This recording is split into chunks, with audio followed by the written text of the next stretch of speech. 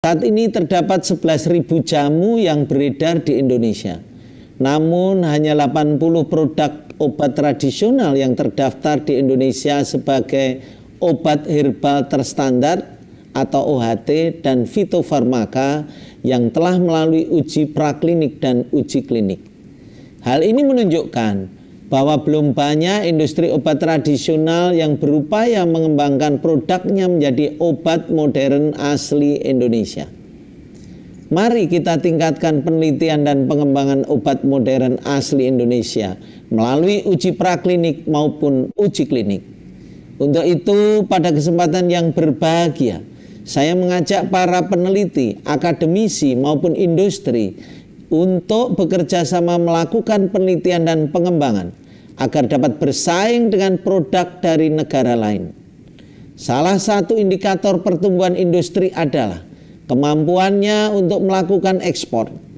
Dalam kurun waktu 10 tahun terakhir, Indonesia telah mampu mengekspor obat modern asli Indonesia atau OMAI ke beberapa negara di dunia seperti kawasan Asia, Afrika, Timur Tengah, bahkan Eropa. Untuk itu saya sampaikan apresiasi kepada GP Jamu dan anggotanya atas prestasinya menembus pasar dunia. Saya berharap ekspor dapat diteruskan dan diupayakan di tengah kondisi pandemik COVID-19 agar dapat terus berkontribusi untuk mendukung perekonomian nasional. Melalui webinar ini, saya berharap akan dihasilkan rekomendasi yang konstruktif kepada pemerintah untuk perbaikan kebijakan melalui deregulasi maupun fasilitasi yang mendukung penelitian dan pengembangan obat modern asli Indonesia. Demikianlah yang dapat saya sampaikan pada kesempatan istimewa ini. Semoga usaha dan niat baik kita senantiasa diberikan kemudahan oleh Tuhan yang Maha Kuasa. Teruslah bersemangat mengembangkan obat modern asli Indonesia atau OMAI demi meningkatkan derajat kesehatan masyarakat dan membawa obat ini ke ranah global.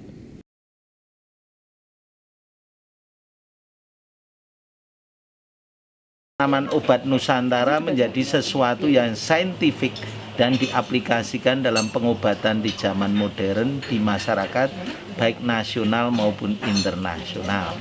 Jadikan tempat ini menjadi pusat suplai obat-obat atau bahan obat tradisional dalam pengobatan modern. OMAI, obat modern asli Indonesia, menjadi tujuan untuk dicapai demi lestarinya kearifan lokal Nusantara.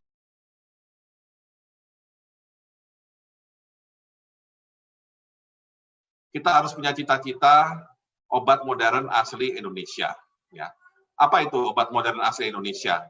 Intinya dia adalah bahan bakunya berasal dari biodiversity-nya Indonesia. Ya. Kemudian pengembangannya, penelitiannya oleh saintis kita, diproduksi di Indonesia ya oleh pabrik yang mempunyai izin dari BPOM, CPOB, ya, cara pembuatan obat yang baik misalkan, serta tentunya harus melalui tahapan baik praklinis maupun uji klinis. Terutama uji klinis yang dilakukan oleh dokter Indonesia pada pasien Indonesia, ya, karena kita tentunya ingin menyelesaikan berbagai permasalahan kesehatan yang masih ada di Indonesia. Dan satu lagi, mempunyai data mekanisme kerja obat.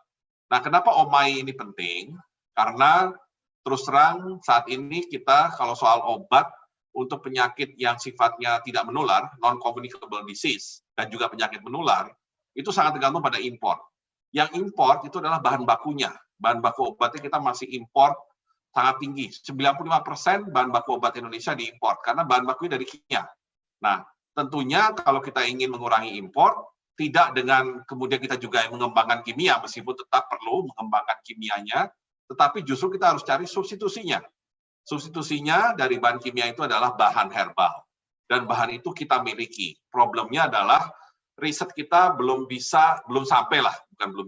sampai membawa bahan-bahan herbal itu bisa setara dengan bahan kimia untuk menjadi obat dari berbagai macam penyakit yang sifatnya non-communicable disease. Tapi toh akhirnya kita melihat beberapa perusahaan ini sudah mampu membuat obat untuk penyakit misalkan ginjal, diabetes, hipertensi dengan bahan herbal. Tentunya itu langkah maju yang harus kita apresiasi, harus kita dukung, dan saya juga mengajak para usaha di sini, ya, meskipun saat ini mungkin fokusnya di jamu, mulai melirik kepada baik OHT, obat herbal terdaftar, maupun fitofarmaka.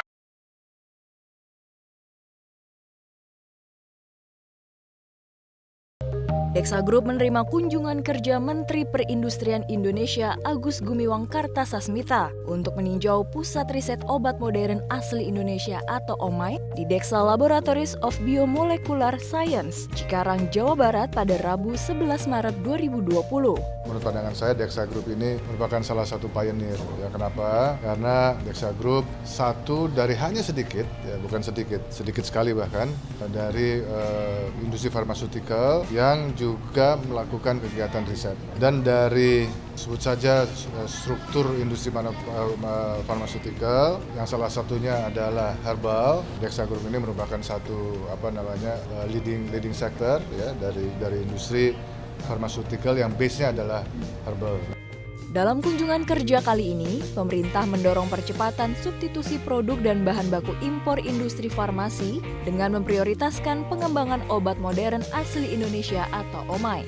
Pak Menteri mengatakan yang pasti beliau menyeport OMAI, obat modern asli Indonesia ini. Beliau juga memastikan bahwa OMAI ini kalau bisa digunakan di sistem pelayanan formal JKN, Jaminan Kesehatan Nasional. Kemudian beliau juga mengatakan bahwa kita juga melakukan riset tidak hanya sekali ini, kedepannya harus terus. Jadi itu adalah arahan dari Pak Menteri. Pak Menteri basically adalah mensupport kegiatan kita dari riset sampai pembuatan bahan baku. Terus ditingkatkan supaya kita mengurangi importasi itu.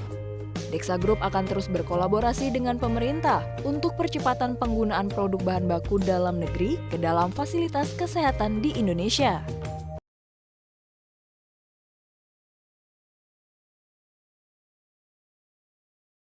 Kalau regulasi penggunaan OMAI di dalam pelayanan kesehatan itu kan wilayahnya Kemenkes, Bang Melki.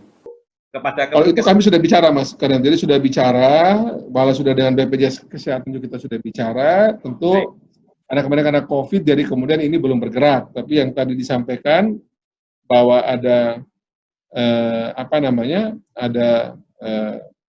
keinginan semacam itu sudah berjalan, ya. Kita mendorong agar BPJS juga memastikan agar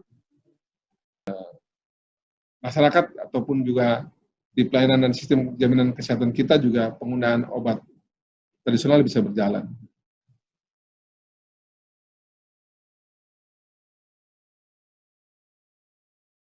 Badan POM terus mendukung, memfasilitasi. Sekarang ini juga pemerintah sangat peduli dengan pengembangan obat herbal.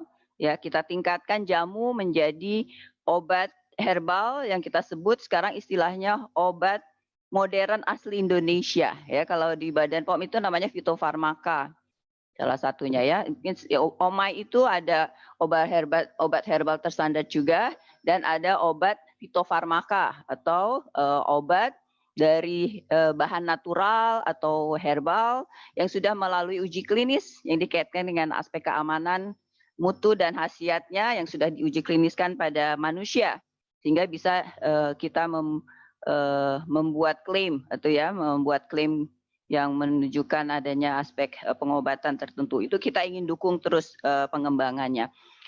Badan POM sudah membentuk satu satgas, satuan tugas antar lintas sektor dikaitkan dengan hilirisasi.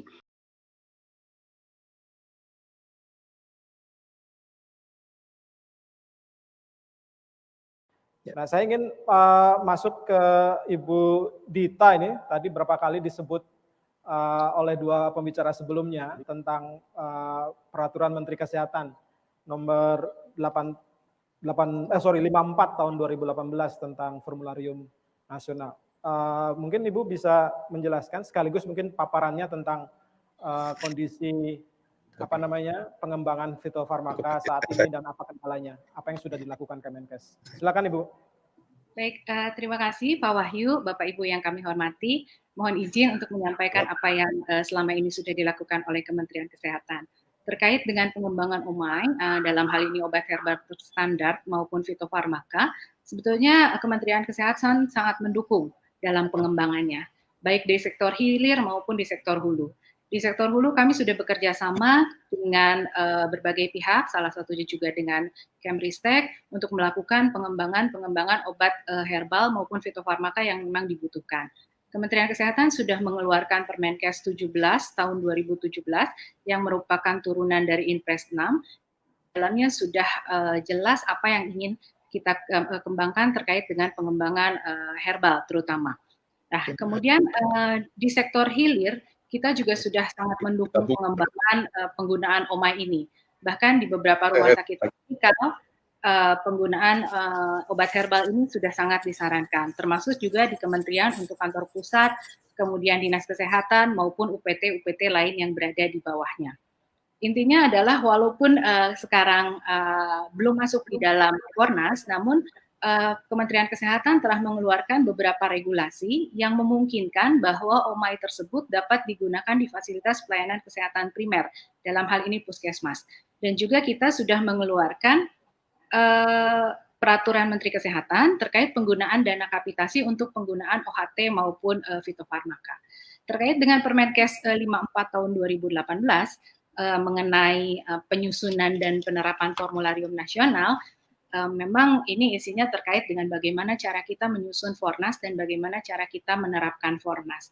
Bagaimana obat itu bisa masuk ke dalam Fornas, di mana formularium nasional itu adalah daftar obat terpilih yang akan digunakan oleh JKN, sudah tentu ada mekanismenya.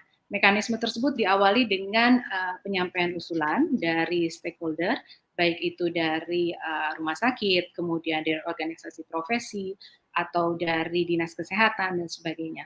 Kemudian usulan tersebut harus dilengkapi dengan data-data pendukung yang selanjutnya nanti akan kami proses untuk dilihat oleh Komite Nasional. Komite Nasional akan melakukan kajian sesuai dengan international practice yang selama ini sudah ada, seperti halnya ketika WHO melakukan pemilihan obat untuk esensialis. Untuk masuk ke dalam formularium nasional sendiri ada beberapa kriteria yang harus kita ikuti. Salah satunya adalah memiliki nomor izin edar dengan indikasi terapi yang sudah disetujui oleh Badan POM. Jadi sebetulnya terkait dengan Permenkes 54 ini saya rasa tidak ada niat atau tidak ada itikat untuk menghalangi penggunaan dalam JKN, karena sebetulnya sudah ada aturan-aturan Permenkes lain yang memperbolehkan dan mendukung penyediaan OMAI ini untuk fasilitas pelayanan kesehatan dalam melakukan pelayanan. Mungkin itu Pak Wahyu, terima kasih. Baik Ibu Dita, terima kasih banyak penjelasannya. Mungkin perlu penajaman sedikit Ibu dari Permenkes 54 tadi. Tadi Ibu menyebutkan ada awal mulanya harus berasal dari usulan rumah sakit, dokter, asosiasi profesi medis. Apakah memang sejauh ini belum ada usulan yang masuk untuk fitofarmaka? Dan tadi Ibu juga menyebut perlu ada jaminan bahwa obat-obat tersebut memang teruji gitu ya, dan 24 jenis obat yang sudah masuk kategori fitofarmaka ini berarti kan sudah lolos uji klinis di Badan Pengawas Obat dan Makanan. 24 ini apakah belum bisa masuk juga ke formularium nasional, Ibu? Belum masuk ke dalam formularium nasional, namun itu bisa digunakan karena ada peraturan Menteri Kesehatan yang memperbolehkan untuk melakukan pengadaan sehingga untuk digunakan di fasilitas pelayanan kesehatan.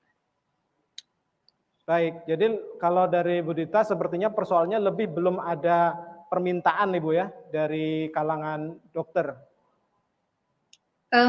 Sebetulnya kan memang ada satu rangkaian proses yang harus kita ikuti. Mungkin bisa diusulkan selama memang memenuhi kriteria di dalam penyusunan formularium nasional. Baik Dok, beberapa waktu lalu Kementerian Kesehatan, Kementerian Perindustrian, dan Kemenristek menggaungkan tentang obat modern asli Indonesia atau OME. Bagaimana pendapat Dr. Hardy tentang obat modern asli Indonesia nih, Dok? Sekarang itu kekayaan khazanah dari budidaya tanaman obat di Indonesia yang sekitar 9.600 jenis spesies itu saat ini kalau hutannya tidak habis dibabat untuk kelapa sawit ya. Jadi maka itu perlu ada konsep ketahanan selain ketahanan nasional untuk pangan, ketahanan pangan, tapi juga harus ada ketahanan nasional untuk obat-obatan atau untuk herbal. Jadi dalam konteks ini saya sangat mendukung obat modern asli Indonesia, OMAI, yang berasal dari tanaman-tanaman obat kemudian diambil zat aktifnya yang punya khasiat-khasiat tertentu sehingga tidak kalah dengan obat biasa. Kita tahu bahwa obat-obat kimia itu efek sampingnya tentu banyak ya. Definisi obat itu adalah racun yang diberikan pada orang tertentu, pada dosis tertentu, pada saat tertentu. Sedangkan definisi tanaman obat atau herbal biasanya bagian daripada food. Tetapi kalau sudah menjadi zat aktif tentunya sama seperti obat. Dan ini luar biasa di Indonesia untuk bisa dikembangkan. Kami pernah dihubungi oleh Departemen Pertahanan ini bahwa ada sekitar 220.000 hektar hutan yang ingin PDAMI diajak untuk kerjasama bagaimana melestarikan tanaman-tanaman obat ini sebagai bagian dari ketahanan obat nasional ya. Ketahanan obat nasional di sini ketahanan obat bahan alam nasional atau OMAI. Jadi saya sangat mendukung OMAI. Jadi sudah waktunya OMAI itu masuk dalam BPJS ya dok ya? Ya, kami kira harus diterima di BPJS bagian dari sistem pelayanan nasional, kesehatan nasional, karena ini bagian daripada kekayaan budaya bangsa kita persembahkan. Kenapa kita harus menolak? Sedangkan kita tahu bahwa obat-obatan, bahan kimia itu 90% impor dari luar negeri. Kita sangat tergantung dengan luar negeri untuk bahan-bahan kimia. Tetapi kalau bahan obat OMAI, tentu itu berasal dari bumi Indonesia dan melimpah ruah, dan silakan pabrik-pabrik obat, farmasi untuk mengembangkan OMAI. Kami mendukung dan siap bekerja sama. Kami mempunyai tenaga-tenaga peneliti yang cukup handal.